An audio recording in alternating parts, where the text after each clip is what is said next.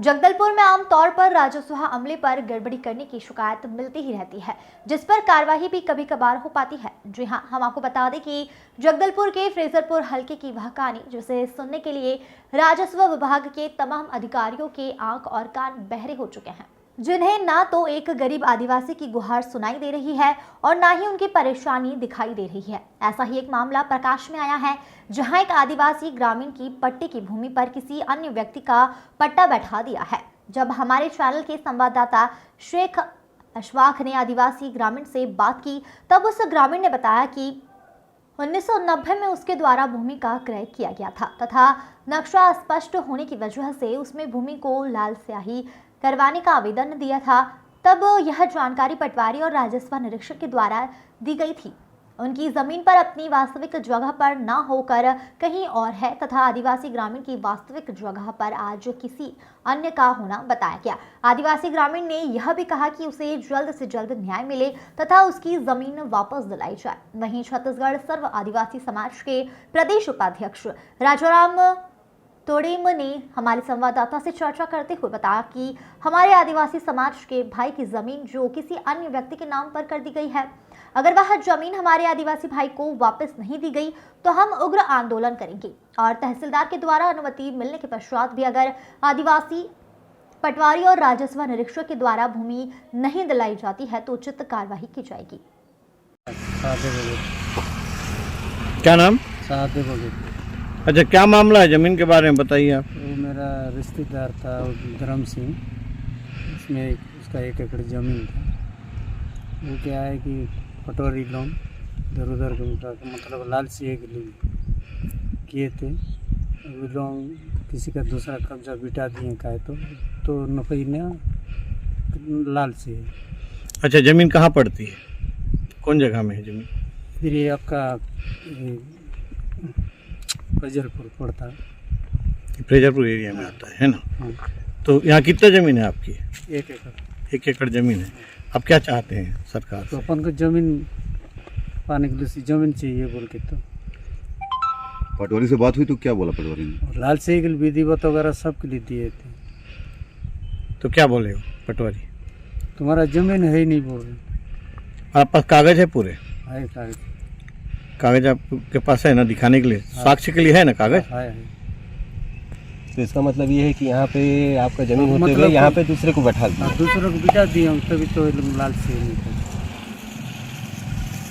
अवगत कराया कि उन्होंने 1989 में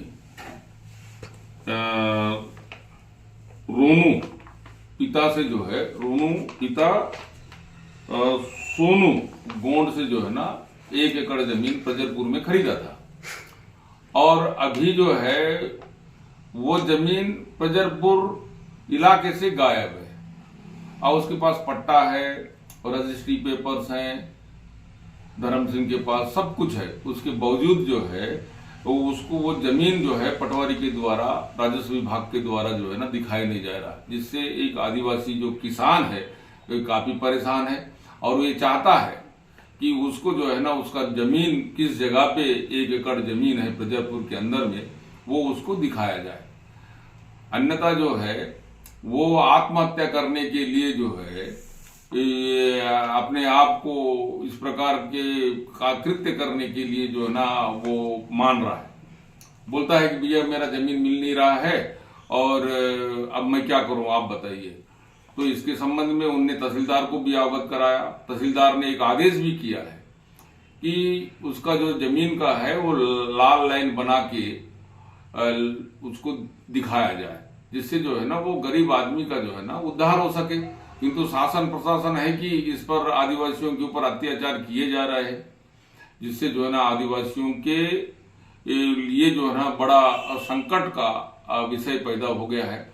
इस प्रकार का पूरे बस्तर संभाग भर में इस प्रकार की घटनाएं होती रहती है, किंतु प्रशासन है कि जागरूक नहीं है, ऐसे लोगों को राहत नहीं देती है। समाज के तरफ से हम लोग कोशिश करेंगे कि उसका हक उसको मिले, धर्म सिंह को उसका हक मिले और उस संबंध में जो ना समाज की तरफ से हम लोग भी तहसीलदार के ऊपर में जो है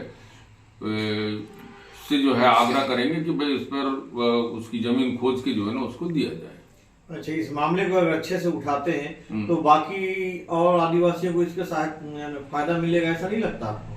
नहीं, ये जो मामला शहर के अंदर में इस प्रकार की कई जमीनें हैं जो दूसरे लोग उसको लेके बैठे हुए हैं, आदिवासियों को उसका हक मिल भी नहीं रहा।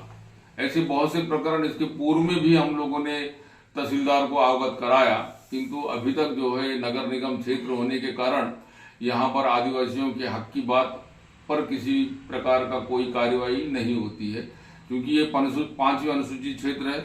यहाँ पर आदिवासियों का के लिए जो कानून बना हुआ है, पेशा कानून, वो जगदलपुर शहर में भी लागू होता है, किंतु जो राजस्व विभाग है उस पर किसी प्रकार की कोई कार्यवाही नहीं होती।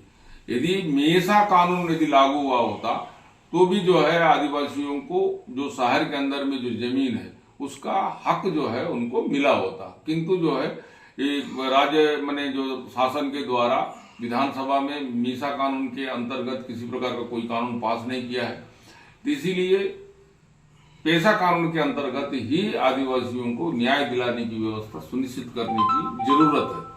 किंतु शासन है कि इस पर जो है ना किसी प्रकार गंभीर नहीं है, ना ही प्रशासन गंभीर है, तो इससे आदिवासी जो है रोज तहसील ऑफिस का चक्कर काट कर जो है सालों घूमते फिरते रहते हैं, किंतु उनके न्याय नहीं मिल पाता।